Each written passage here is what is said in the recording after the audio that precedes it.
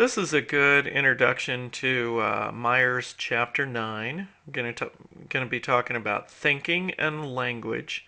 Now, thinking again, cognition, basically that's what we're looking at is how does cognition work, and what are some of our general tendencies?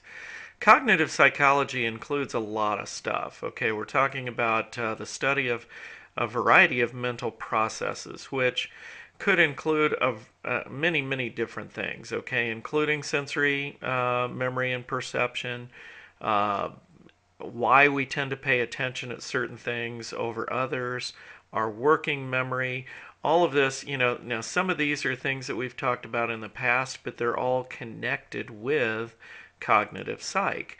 Also includes, distortions of memory, includes language. We'll talk about that in a different screencast. Problem solving and decision making. So those are a lot of the things that we look at. Today, in this particular one, we're going to look at problem solving in particular. So, when we talk about problem solving strategies, there are a couple strategies that we're going to focus on. One of these strategies refers to algorithms. And an algorithm basically is a rule that guarantees the right solution to a problem. Okay, it's basically a problem solving strategy that will test out every possible answer, and it's going to guarantee you the correct outcome.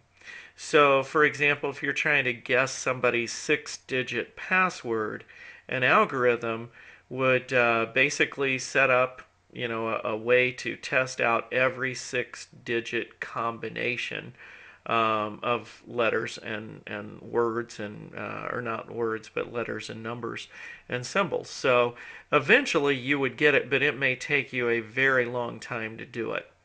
Normally, it does involve a formula, and they do work, but like I say, they're sometimes impractical. If I gave you, for example, in this picture, if I gave you all of those keys, and I said which one of these keys represents my house key, you may have to go through all of them. An algorithm would go through every single one of them looking for a particular house key. They would basically test every one of them out on the door. You'd get the right answer sooner or later, but again, it may take you a long time to do it. The second type of problem solving we're going to look at this time is heuristics.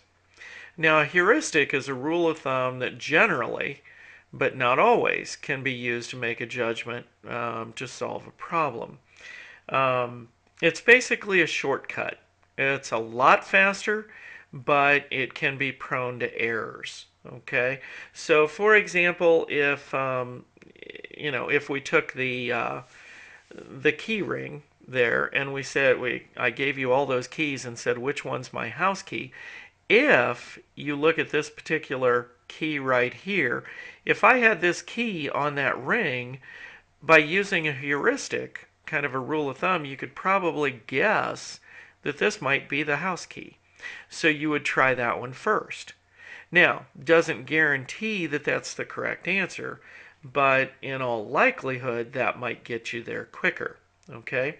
By the same token, if we're trying to figure out somebody's 6-digit password, most people we know tend to have, like if they have a 6-digit password, it either is a 6-digit word or it's like a 5-digit word that has like the number 1 or something like that after it. So we would probably go through and just pick out a whole bunch of those particular words that might mean something to that particular person. Now, again, there's no guarantee that that's going to work, but it might be a whole lot quicker than trying every possible 6-digit combination that there is. Now, there are two types of heuristics that we're going to take a look at here. And one of these is called the representativeness heuristic. And on this slide, we're going to look at these two pictures and try and decide who went to Harvard. Okay? Now, representativeness heuristics basically is making judgments based on how well a situation matches a generalization or a prototype that we have about some concept. Okay? For example, if we said that Johnny's a quiet and a shy person, and then somebody asked, is Johnny a librarian or a boxer? We'd probably guess that he's a librarian just based on what our generalization or our prototype of a librarian would be like. Doesn't guarantee that we get the right answer. Now, based on these two pictures, most people, if they don't know anything about either one of these people, they would probably guess that the gentleman on the right probably goes to Harvard. Now, if I add one more thing and I tell you that the lady in this picture, Sonia Dara, is a Sports Illustrated swimsuit model, again, you'd look at these two and you'd say, okay, swimsuit model versus somebody in a nice suit giving a speech. The Harvard part, you'd probably go with the gentleman, again on the right. In reality, Sonia Dara is an econ major at Harvard University. So, she goes to Harvard and she's studying there. I mean, she's obviously a very intelligent woman, but it doesn't match the heuristic that we kind of have in our mind, and that's all based on what we think a representative of Harvard might look like. Okay? Now, availability heuristic. Let's take a look at this question here. Where would you be more likely to get mugged? Indianapolis or Richmond, California? Now, availability heuristics are making judgments using kind of the most easily available information that we have. It may not be based on scientific info or any real studies that have been done, but just what's the easiest info we have to us. For example, let's pretend for a minute that a person worked in an old folks' home. We could ask them, what do you think? How many people older people tend to get Alzheimer's? Most likely, somebody who works in an old folks' home is going to have a pretty high estimate. They're going to probably guess that a large number of people get Alzheimer's. In reality, about 12% of our population ends up with Alzheimer's. And if the older you get, the more likely that is to occur. So, for example, the percentage of people over 85, we've got 50% of Americans tend to get Alzheimer's, people over 85. But if you just lived in an old folks' home, well, then you'd be more likely to think that that percentage is going to be really high over the general population. Now let's get back to this question in terms of the availability heuristic. Okay? A lot of times things on the news, things that we hear, whether it be in the newspaper or on TV or on radio, we're around Indianapolis, very close to it. So obviously we tend to hear a lot of stuff that goes on there. And a lot of the stuff we hear is crime.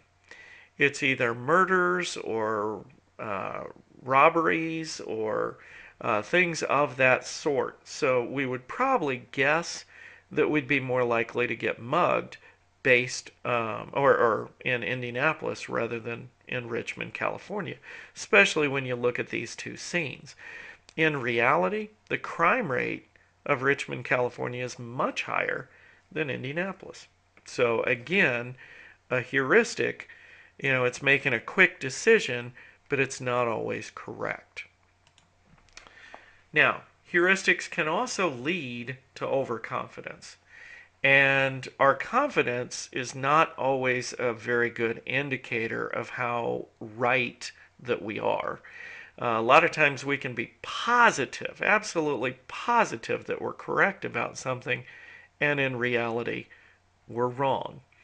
Now, there's a variety of reasons for this. Okay, we'll talk about a couple here.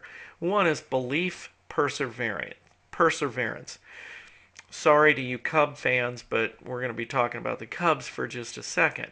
Cub fans are known for having that loyalty and thinking that their team is going to win and they're going to reach the World Series and win the World Series year after year after year after year. Um, it hasn't happened in quite some time. So belief perseverance can sometimes mislead us. Again, belief bias. The idea that we tend to accept any and all conclusions that fit with our personal beliefs without challenging them. So if I hear things that go along with what I believe to begin with, well, then I agree with them and I accept them. And it's just one more piece of evidence that I use to kind of increase my confidence about what I'm doing or what I'm thinking. But again, it's not a good indicator of the actual truth. So, when we talk about problem solving, we talk about algorithms, we talk about heuristics. Try and remember this, okay? Both of them are problem solving techniques, but an algorithm is definitely going to get you an A because an algorithm is going to follow some type of a pattern and it's going to go through every possible answer until it gets the correct one. An algorithm will get you the right answer. A heuristic, you're in a hurry. So you don't have time to do every possible answer, but a heuristic is not always going to get you the correct answer. So algorithms get you the right answer. Heuristics are when you're in a hurry. They may or may not be correct. Now, once again, these are problem solving techniques. And what we're looking at is cognitive psychology.